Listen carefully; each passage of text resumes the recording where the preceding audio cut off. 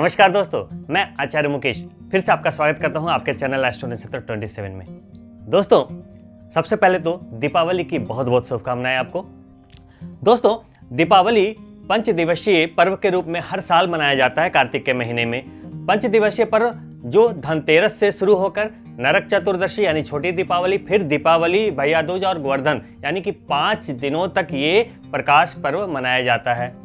और इन 5 दिनों में लोग बहुत सारे यत्न और प्रयत्न करते हैं कि महालक्ष्मी को स्थिर किया जाए, क्योंकि शास्त्रों में महालक्ष्मी को क्या कहा गया है? चंचला, यानी कि लक्ष्मी कभी टिकती नहीं। पौराणिक शास्त्रों में लक्ष्मी को स्थिर करने के लिए अनेक यत्न और प्रयत्न बताए गए हैं, लेकिन ये अनुष्ठान और प्रयास और प्रयत्न जो भी आप कह लें, ये इतना सरल नहीं है। इसमें बहुत ज़्यादा पैसे खर्च होते हैं और बहुत ज़्यादा समय भी लगता है, जो कि आज के समय में जैसे आप व्यस्त हैं, ऑफिस जाने वाले, बिजनेस करने वाले लोगों के लिए इतना सरल नहीं है। दोस्तों, इस वीडियो में मैं जो आपको बताने वाला हूँ, ये मेरा पर्सनल शोध है और ये मैंने स्वयं भी और कई लोगों पर भी आजमाया हुआ है, जो कि बहुत ही ज़्यादा सफल रहा है। मैं जो आपको बताने वाला हूँ, एक शुभ मुहूर्त में महालक्ष्मी को जो अत्यंत प्रिय सामग्रियां हैं, उसे आप किस तरीके से एक पोर्ट उपयोग करते हैं महालक्ष्मी के पूजन में, और एक मुहूर्त के अनुसार आप इस काम को करते हैं तो आपकी सारी अभिलाषाएं पूर्ण होंगी, इसमें कोई भी शक नहीं है। आपको चाहिए एक भोजपत्र ले लिया आपने।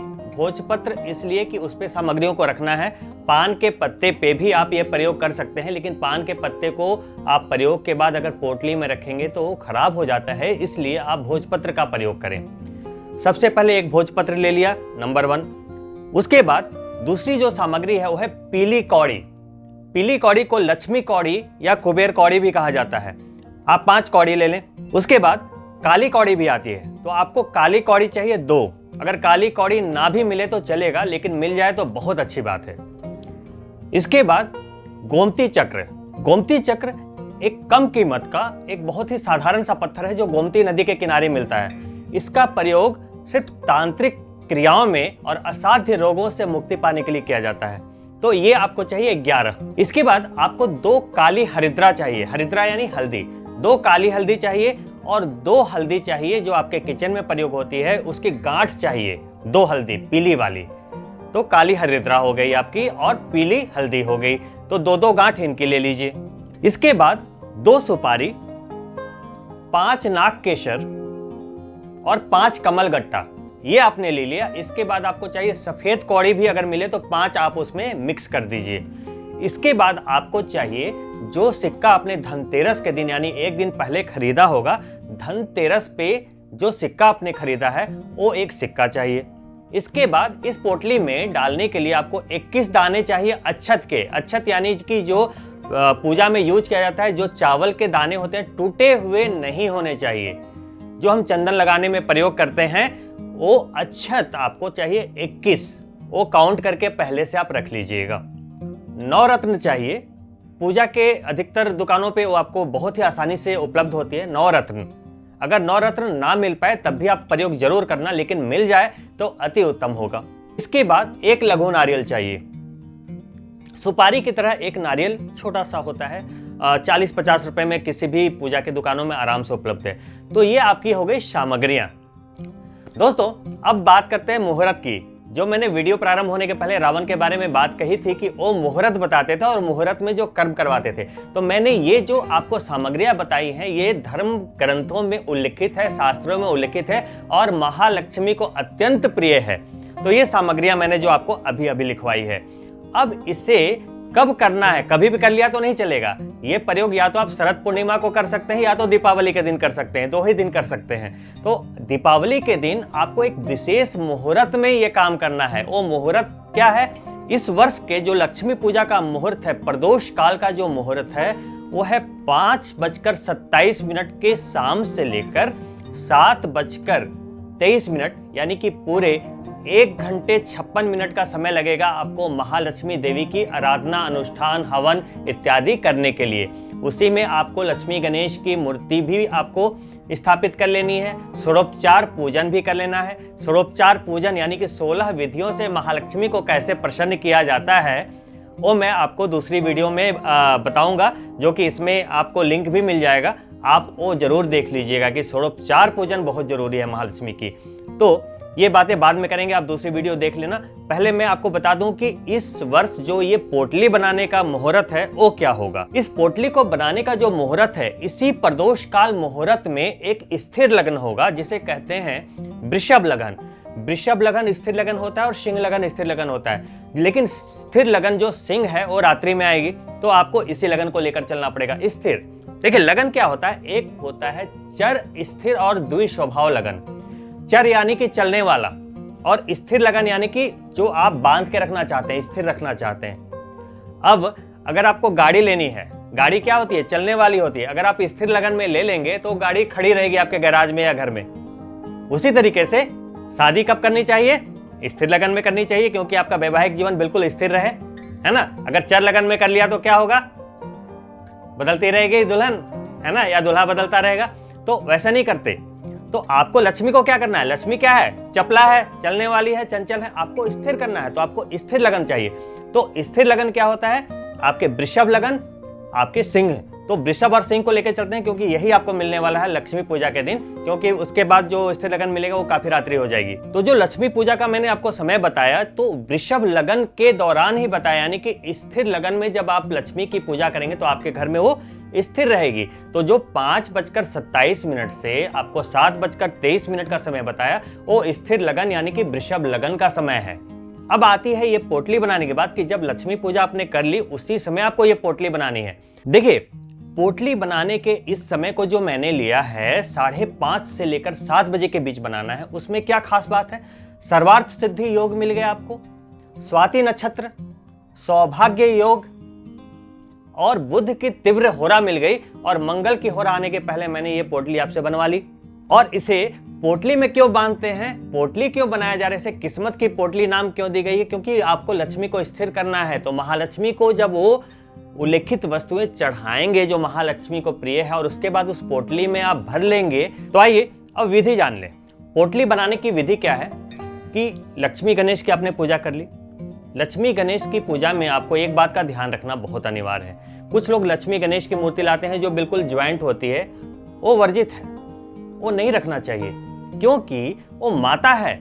तो गणेश जी की आप जरूर पूजा करें, क्योंकि वो प्रथम पूजनीय देव है, उनके बिना महालक्ष्मी की पूजा नहीं होगी। इसीलिए श्री गणेश की पूजा के बाद लक्ष्मी की पूजा होती है। लेकिन आपको उनके दाहिनी तरफ माता को रखना है, यानी माता लक्ष्मी को रखना है। और माता लक्ष्मी के साथ अगर विष्णु भगवान नहीं है तो आपके पास कभी लक्ष्मी नहीं आएगी, इस बात का आप ध्यान रखें। तो आप गणेश जी की प्रतिमा के साथ साथ लक्ष्मी जी की आप रखें, लेकिन कोशिश करें कि दोनों की जो मूर्तियां हो वो आप अलग अलग ज्वाइंट ना लें। ये मेरी अपनी सोच है, आपकी मर्जी है, आप मेरी बात को आप ऑथराइज करें ना करें, माने ना माने, वो आपका अपना मत होगा। लेकिन जो मेरा मत है वो मैं आपको बता रहा हूँ। पूजा स्थल में आप जो गणेश जी आपने रखी है, तो पूजा स्थल में गणेश जी के रखने के आप अपनी दाहिनी तरफ नहीं रखेंगे माता लक्ष्मी को, गणेश जी के दाहिनी तरफ आप माता लक्ष्मी को रखेंगे। यानी कि आप जब गणेश जी को देखेंगे तो गणेश जी के बाईं तरफ, आपके बाईं तरफ माता लक्ष्मी दिखेंगी, लेकिन आपने रखा किधर है, गणेश जी के दाहिनी तरफ माता को रखा। और माता के साथ आप विष्णु भगवान की प्रतिमा जरूर रखेंगे, या आपके घर में शालिग्राम भगवान है तो उनको साथ में आप ज्वाइंट करके रख दें, वरना माता लक्ष्मी की, महालक्ष्मी की प्रसन्नता नहीं मिलेगी। आप इस बात को नोट कर लें। अब जो मैंने आपको सामग्रियां बताई हैं उसे कैसे करना है, तो गणेश और माता लक्ष्मी की पूजा करने के बाद षोडोपचार विधि से पूजन करेंगे। षोडोपचार विधि से पूजन करने के बाद आप पहले क्या करेंगे कि एक चौके पे लाल कपड़े को बिछा लेंगे। लाल कपड़े को बिछाने के बाद आपके हाथ में जो कलश होगा, यानी गंगा जल आपने रखा होगा, गंगा जल से 3 बार छींटा मारेंगे। उसके बाद भोजपत्र को रख देंगे। भोजपत्र में थोड़ी सी घी का लेपन कर दें, बहुत पतले से। उसके बाद उसमें कुमकुम से लिखें श्रीम। क्या लिखेंगे, श्रीम। सबसे पहले क्या करेंगे, माता लक्ष्मी के चरण में आप चांदी के सिक्के को टच करवाते हुए, श्री गणेश को टच करवाया, फिर माता लक्ष्मी को टच करवाते हुए चरणों में आप सबसे पहले भोजपत्र पर क्या रखेंगे? चांदी का सिक्का। उसके बाद आप जो पीली हरिद्रा है, पीली हल्दी की गांठ है, वो आप 2 रखेंगे। फिर आप काली हल्दी की गांठ रखेंगे। फिर आप पीली कौड़ी, गोमती चक्र, नाग केसर, सुपारी, कमलगट्टा, सफेद कौड़ी, 21 पीले अक्षत, वो जो सबसे लास्ट में डालेंगे, एक लघु नारियल। और अगर आपको नवरत्न मिल गया है तो नवरत्न को भी, जो आपको नवरत्न की एक छोटी सी शीशी मिलेगी, उसे खोलकर उसमें नवरत्न को डाल दें। डालने के बाद आप उसे भोजपत्र में धीरे धीरे कोशिश करें कि भोजपत्र में आप उसे बांध दें। अगर एक भोजपत्र में ना हो तो आप 2 भोजपत्र या 3 भोजपत्र का भी इस्तेमाल कर सकते हैं। आप सामग्रियों को एक साथ क्या करें, सभी को भोजपत्र में रख के और मौली से बांध दें। ठीक है, मौली से बांधने के बाद आप एक पोटली भी खरीद कर लाएंगे। लाल कलर की एक पोटली आती है। कभी कभी आप ज्वेलरी शॉप पे जाते हैं तो आप अगर अंगूठियां या कोई भी चेन्स वगैरह लेते हैं तो वो लोग कुछ एक पोटली बना कर देते हैं। वैसे ही पोटली का अरेंजमेंट्स आप पहले कर लीजिए। अगर पोटली ना मिले तो आप लाल कपड़े का या गुलाबी कपड़े का भी इस्तेमाल कर सकते हैं। तो उस पोटली में आप उसे सारी सामग्रियों को भर के रखते हैं, बांध दें। पोटली बन गई। अब पोटली को कहाँ रखना है? पोटली को माता के चरणों के पास एक प्लेट रखें जिसमें आप धनिया डालें, साबुत धनिया। और साबुत धनिया जो है उसी प्लेट के ऊपर आप इस पोटली को स्थापित कर दें। स्थापित करने के बाद आपको इस पोटली को क्या करना पड़ेगा? जागृत करना पड़ेगा। तो जागृत कैसे करेंगे? तो एक कमलगट्टे की माला ले लीजिए और कमलगट्टे की माला लेकर आपको एक मंत्र, एक माला जाप करना है, यानी कि 108 टाइम्स, 108 बार। वो मंत्र क्या है? ओम श्री महालक्ष्मी च विद्महे विष्णु पत्नी च धीमहि तन्नो लक्ष्मी प्रचोदयात्। ओम। बहुत ही सिंपल है। पूरे दिल से इस मंत्र को 108 बार करें। कोई हड़बड़ी नहीं होनी चाहिए, याद रखिएगा। ये नहीं कि बच्चों को खाना देना है, बाहर पटाखे जलाने हैं, रंगोलियां बनानी है। नो, बिल्कुल शांति से बैठ जाएं और आप सोचें कि यही वो समय है, यही वो मुहूर्त है जिसमें ये जो सामग्रियां अर्पित करने जा रहे हैं ना, आपके दिल से वो आवाज निकलनी चाहिए।